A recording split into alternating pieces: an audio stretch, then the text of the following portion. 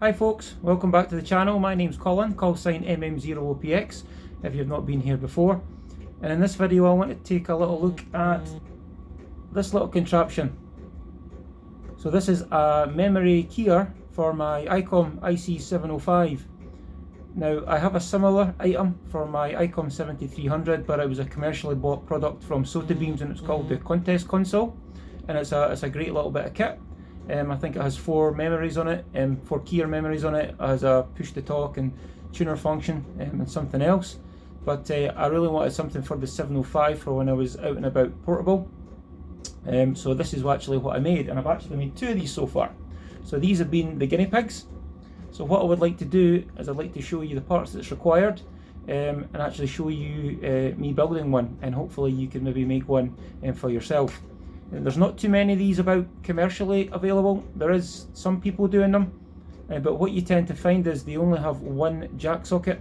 So I have these jack sockets wired in parallel. So what this allows me to do is this allows me to plug my my paddle in here, my CW paddle into one, and the other one goes to the radio, because on the 705 this little gadget actually connects into the CW key or paddle socket on the 705. Right, let's go and take a look at what we're going to be working with. So this is all the parts that we've got that we're going to need to build this little project, and it does look quite good. This was actually my first one, and you can see the difference with the second. I made the jack sockets wider apart, and it did make a lot of difference. This one was a little finicky to actually get into with the soldering iron, but this one was much easier. Now what I didn't like about this one, if I can get it to zoom in, these jack sockets, the nuts that's on them, from the 10 sockets that I got, I'll try to get this zoomed in, from the 10 sockets that I got, most of them were buckled. So I was able to salvage 4 good ones, so I was able to build these two keypads. So what I did was I've actually bought some of these. So actually everything here, with the exception of these jack sockets, was bought from Amazon, and I'll put links in the description. So you know, have a look at them. You know, I don't make any money off any of these. These are what I bought, paid full price for. So I'll put those links in the description. So okay, the enclosure.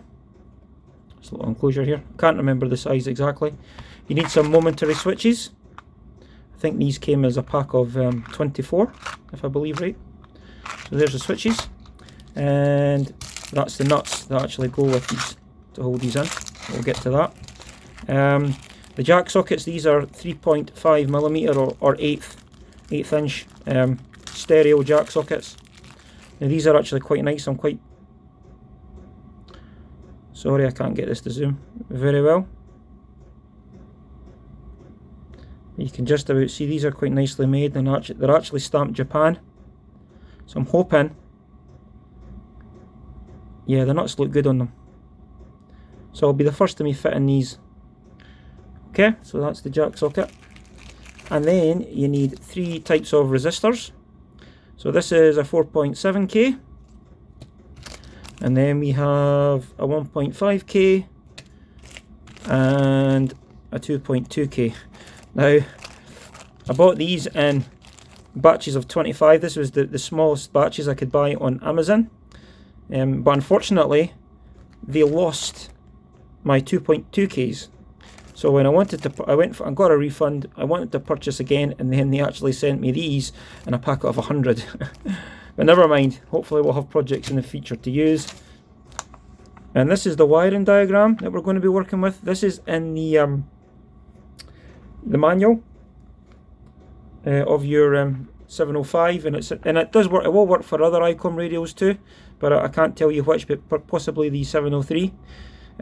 So we're only going to worry about these 4 switches, 1 to 4.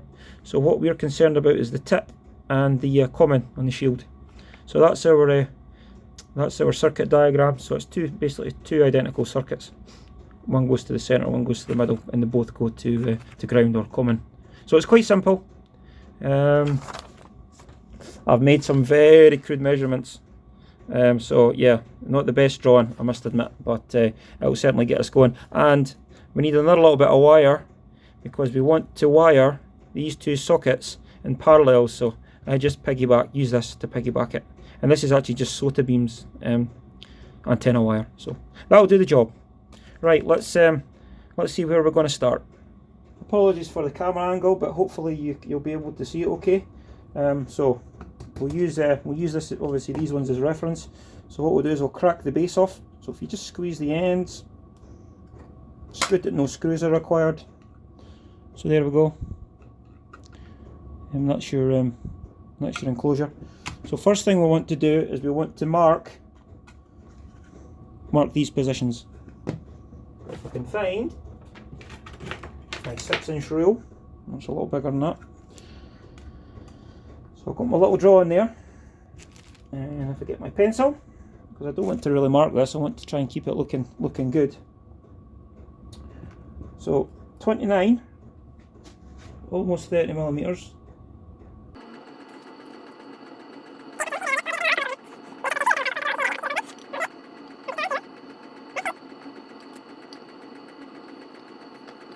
That line, but yeah, there you go. It's about the middle. Okay, and then this is an easy one. So we just want to mark this in 20 millimeter increments. 20, 40, 60, 80. And hopefully you can see our marks. Right, now what we want to do, want to get the drill out.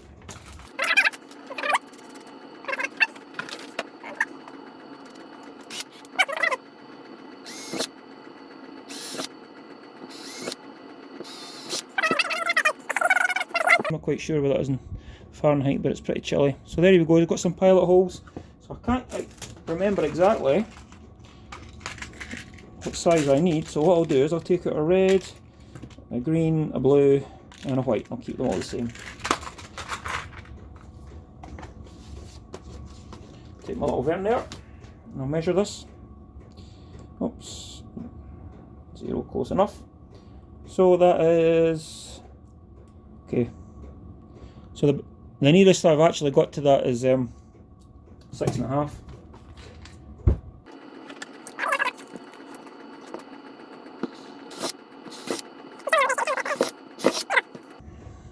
That looks quite good. So I need to get one of my favourite tools, the rotary burr tool. So you can see that these switches, they won't quite fit through. So what I want to do is just go, say,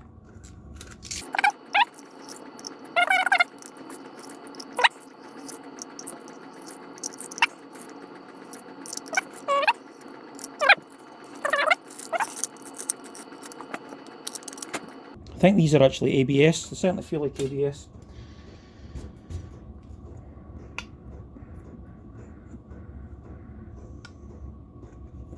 So what we'll do is we'll actually, we can drill our other holes first. So it's the blank side, this side.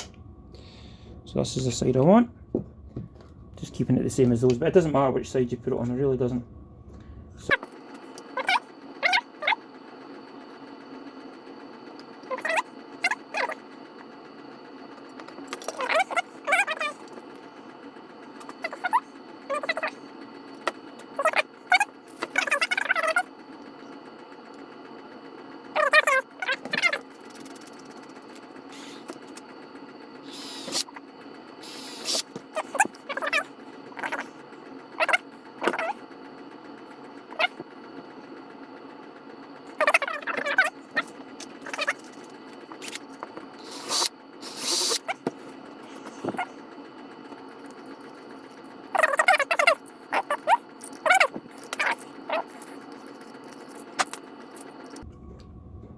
there we go. That wasn't bad guessing.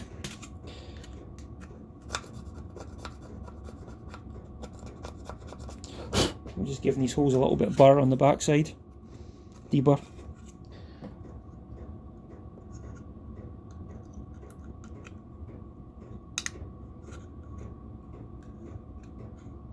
I think what I'll do is I'll actually put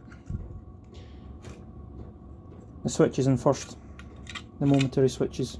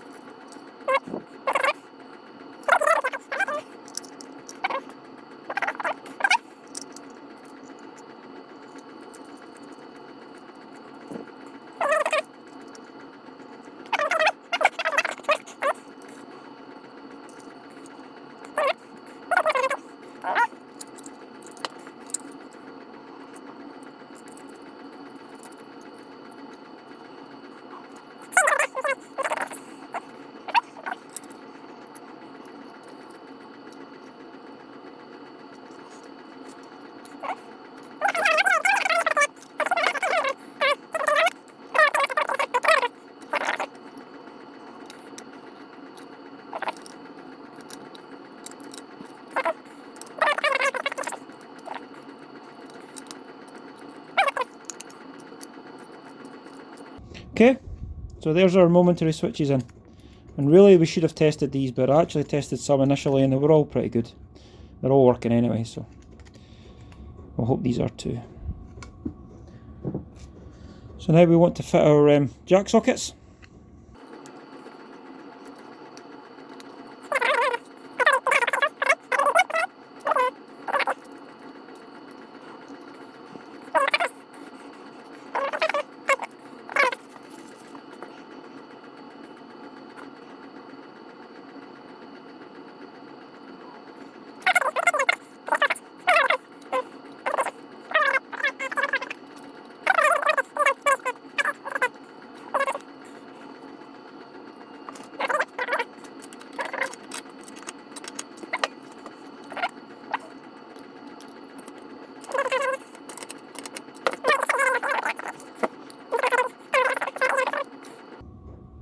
Okay, so that's actually all the fitting done.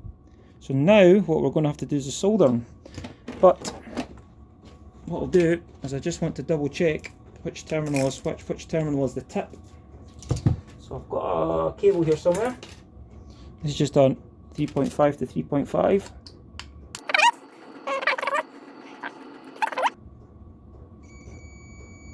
Yep, there we go. That's what I needed to know. Right, I'll get this tidied up, and when I come back we'll get ready and we'll start soldering. I think I've just about got everything here that we need. Okay, so there's our bits and pieces.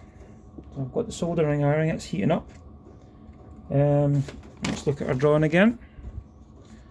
So what we need to do is we need to take something from the tip, and we need to, so I'll use the 1.5k ohm resistor, and we'll put that to one side of the switch. So we'll get our, see here,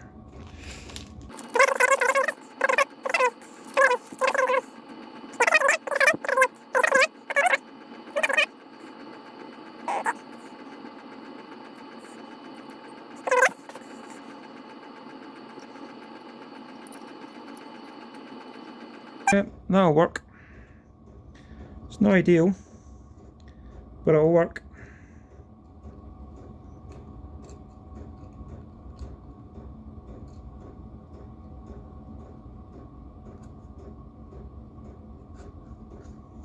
Now what we need to make sure is it's not touching the other terminal.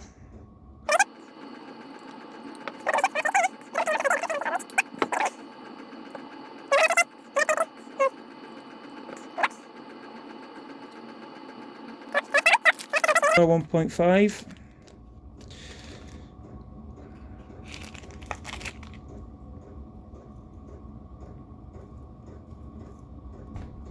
Actually, I'll turn that soldering iron off. It'll be red hot by this time.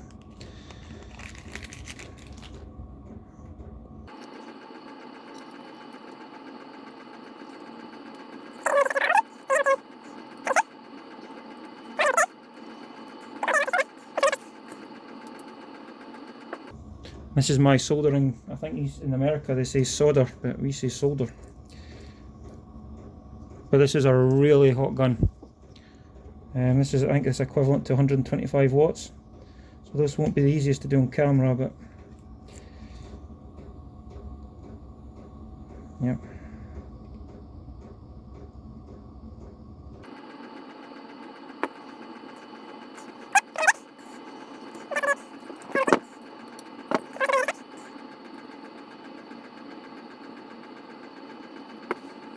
That's on. Okay. So now I want to put, we'll look at our drawing. Now I want to look at getting a 2.2.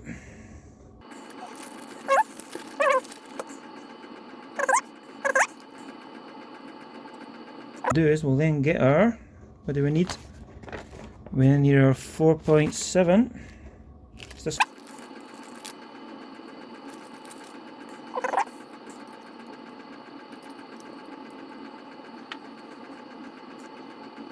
So that's the resistors in place on one side, so we'll give that a solder.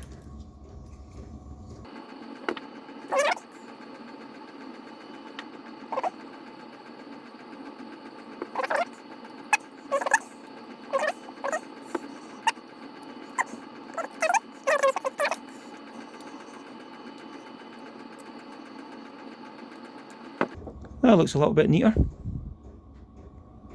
Obviously you're not going to see any of this. Now on this side we need to get a wire that runs right away along, which is going to run down here, and then which then connects to the shield, which is this terminal.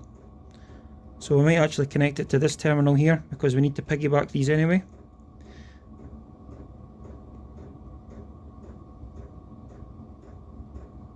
But I think what might be worth doing is actually soldering this connection and this connection, which we don't actually use, believe it or not, but we need it when we're going to use our paddle.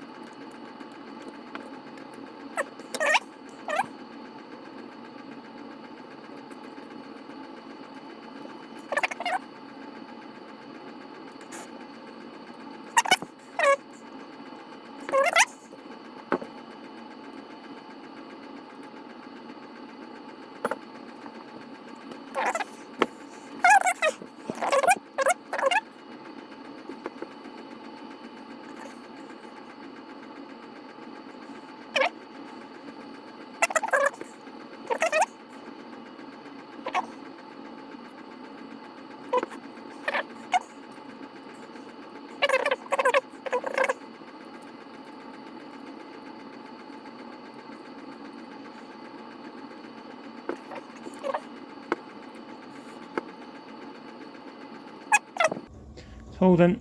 Again, it's not the prettiest, but it's holding. I'll turn the gun off for a minute. So now we need to hook these up. You can see this, so wire going from here, here to here to here, onto here, and then onto here.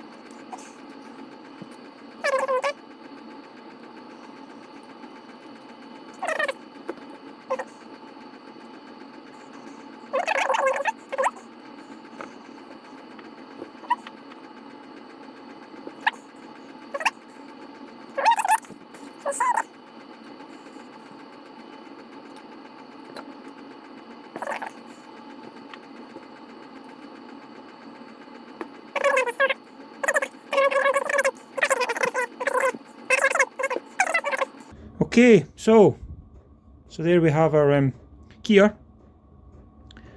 It's not the bonniest. But I'll just have a little check, make sure nothing is shorting. Don't think so. Let's get our cover on it.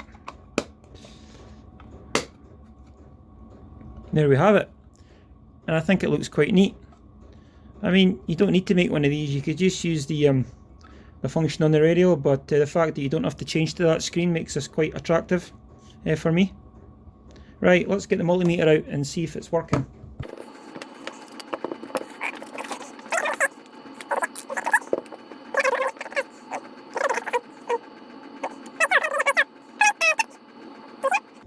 So there we go. There's our 1.5. Next one, 2.93, 5.08, and 9.63.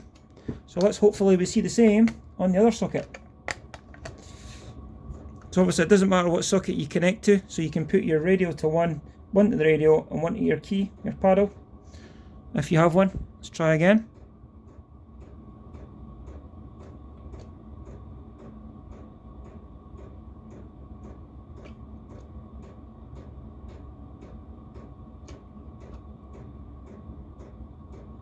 Hallelujah. Yeah, I'm much happier with these sockets. These are much better.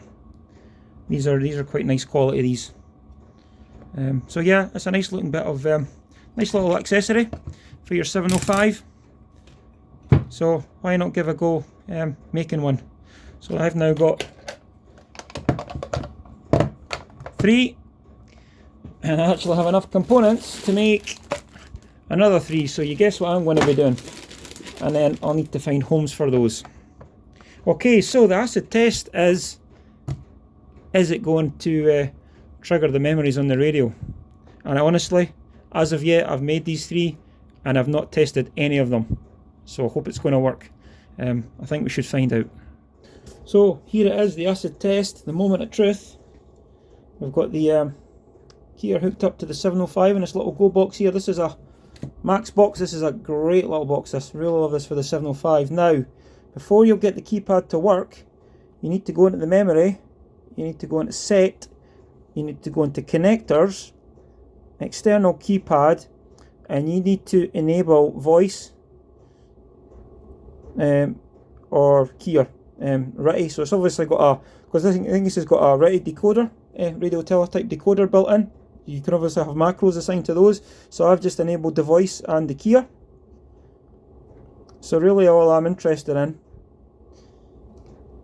is, let's see, button 1. That's working. Button 2. That's working. Button 3. And button 4. Excellent.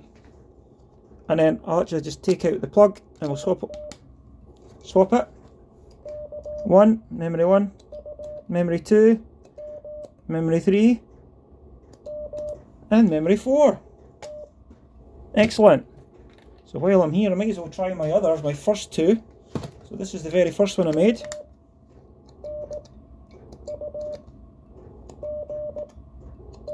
So you press it again, it stops. Oh, that's good.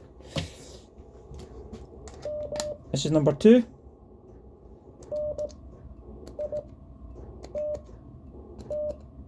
I've not brought my key out with me. It was too much hassle to disconnect and pull out my 7300. I'm waiting for a CW Morse pocket paddle.